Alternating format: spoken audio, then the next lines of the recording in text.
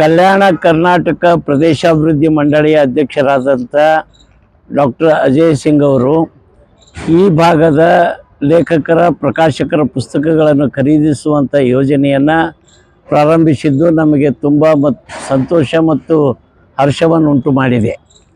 ಆದರೆ 2015-16ರಲ್ಲಿ ಪ್ರಾರಂಭಗೊಂಡು ಸ್ಥಗಿತಗೊಂಡಂಥ ಈ ಯೋಜನೆಯನ್ನು ಪುನಃ ಪ್ರಾರಂಭಿಸಿ ಈಗ 2018ರಿಂದ 23ರವರೆಗೆ 5 ವರ್ಷದ ಅವಧಿಯಲ್ಲಿ ಪ್ರಕಟಗೊಂಡಂಥ ಪುಸ್ತಕಗಳನ್ನು ಖರೀದಿಸುವಂಥದ್ದು ಶುಭ ಸೂಚನೆಯಾಗಿದೆ.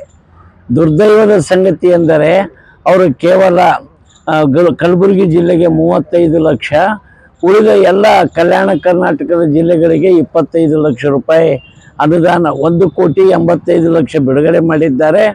ಇದು ವೈಜ್ಞಾನಿಕವಾದಂಥದ್ದು ಅಲ್ಲ, ಸರಿಯಾದದ್ದಲ್ಲ.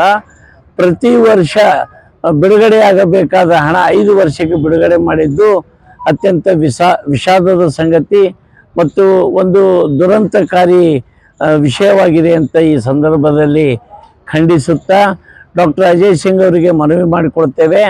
ದಯವಿಟ್ಟು ಪ್ರತಿ ವರ್ಷ 2 ಕೋಟಿ ರೂಪಾಯಿಯಂತೆ 5 ವರ್ಷದ ಅವಧಿಗೆ 10 ಕೋಟಿ ರೂಪಾಯಿ ಬಿಡುಗಡೆ ಮಾಡಬೇಕು ಅಂತ ಒತ್ತಾಯಿಸ್ತೇವೆ. ಕಲ್ಯಾಣ ಕರ್ನಾಟಕ ಪ್ರದೇಶಾಭಿವೃದ್ಧಿ ಮಂಡಳಿಗೆ ವರ್ಷವೊಂದಕ್ಕೆ 5,000 ರೂಪಾಯಿ ಕೋಟಿ ಬಿಡುಗಡೆ ಆಗಿದೆ.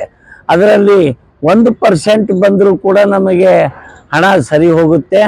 ಅದಕ್ಕೋಸ್ಕರ ಮುಂದಿನ ದಿನಗಳಲ್ಲಿ ಈ ಆದೇಶವನ್ನು ಹಿಂಪಡೆದು ಹೊಸ ಆದೇಶವನ್ನು ಹೊರಡಿಸುವುದರ ಮೂಲಕ ಈ ಭಾಗದ ಲೇಖಕ ಮತ್ತು ಪ್ರಕಾಶಕರಿಗೆ ಪ್ರೋತ್ಸಾಹಿಸಬೇಕು. ಸಾಹಿತ್ಯ, ಸಂಸ್ಕೃತಿ, ಕಲೆ ಬೆಳೆಸುವಂಥದ್ದು ಭಾಳ ಮುಖ್ಯವಾಗಿದೆ.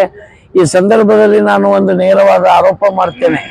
ನಮ್ಮ ಕಲ್ಯಾಣ ಕರ್ನಾಟಕ ಪ್ರದೇಶಾಭಿವೃದ್ಧಿ ಮಂಡಳಿಯ ಸದಸ್ಯ ಶಾಸಕರಿಗೆ ಕಟ್ಟಡ ಕಾಮಗಾರಿ, ರಸ್ತೆ, ವಿದ್ಯುತ್ ಶಕ್ತಿ, ಕೆರೆ ಹೂಳೆತ್ತುವುದು, ಭೌತಿಕ ಸಮೃದ್ಧಿಯಲ್ಲಿ ಅವರಿಗೆ ಆಸಕ್ತಿ ಇದೆ. ಯಾಕೆಂದರೆ ಅದರಲ್ಲಿ ಹೆಚ್ಚಿನ ಅವರಿಗೆ ಲಾಭಾಂಶ ಸಿಗಬಹುದು ಅಂತ ನಿರೀಕ್ಷೆ ಇಟ್ಕೊಂಡಿರ್ಬೋದು. ಪುಸ್ತಕ ಖರೀದಿಯಲ್ಲಿ ಏನಾಗುತ್ತೆ ಅಂತ ನಿಜವಾದ ಸಂಪತ್ತು ಅಂದರೆ ಮಾನವ ಸಂಪತ್ತು. ಮಾನವ ಸಂಪನ್ಮೂಲವೇ ದೇಶದ ದೊಡ್ಡ ಆಸ್ತಿ. ಕಟ್ಟಡ ಕಾಮಗಾರಿಗಳಲ್ಲ, ಕಲ್ಲು ಮಣ್ಣುಗಳಲ್ಲ, ಅವುಗಳ ಅಭಿವೃದ್ಧಿ ಅದು ಭೌತಿಕ ಅಭಿವೃದ್ಧಿ. ಆಂತರಿಕ ಅಭಿವೃದ್ಧಿಗೆ ಪುಸ್ತಕಗಳು ಭಾಳ ಅವಶ್ಯಕವಾಗಿದೆ.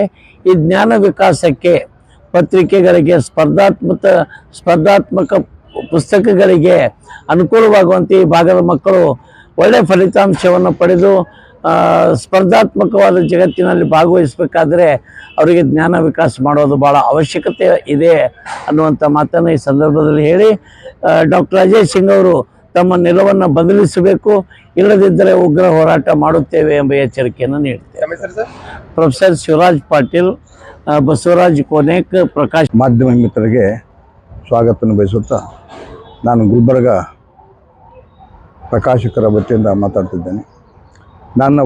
ಪ್ರತಿ ವರ್ಷ ನನ್ನ ಪ್ರಕಾಶನದಿಂದ 100, 110, 120, 130, ಮೊನ್ನೆ 148 ಕಥೆಗಳನ್ನು ನಾನು ಬಿಡುಗಡೆಗೊಳಿಸಿದ್ದೇನೆ. ಒಂದು ವರ್ಷದಲ್ಲಿ ನನ್ನ ಪ್ರಕಾಶನ ವತಿಯಿಂದ ಇಷ್ಟು ಕಥೆಗಳು ಬರ್ತಾವೆ. ಇನ್ನು ಬೇರೆ ಬೇರೆ ಲೇಖಕರಿಂದ ಸಾಕಷ್ಟು ಕಥೆಗಳು ಬರ್ತಾವೆ. ಅದಕ್ಕೆ ಆ 35 ಲಕ್ಷ ದುಡ್ಡು ಸಾಕಾಗೋದಿಲ್ಲ ಅಂತ ನಾನು ಅಜಯ್ ಸಿಂಗ್ ಅಂತ ಒಂದು ಮನವಿ ಮಾಡ್ತಾ ಇದ್ದೀನಿ. ಅದು ಕನಿಷ್ಠ ಗುಲ್ಬರ್ಗಕ್ಕೆ ಒಂದು 2 ಕೋಟಿ ಆದರೂ ಕೊಡಬೇಕಂತ ನನ್ನ ಒತ್ತಾಯಪೂರ್ವಕ ಮನವಿ ಮಾಡ್ತಾ ಇದ್ದೇನೆ. ಪ್ರತಿ ವರ್ಷ. ಧನ್ಯವಾದಗಳು. ಬಸವರಾಜ್ ಕೋನೇಕ್, ಸಿದ್ಧಲಿಂಗೇಶ್ವರ ಪ್ರಕಾಶನ, ಕಲಬುರಗಿ.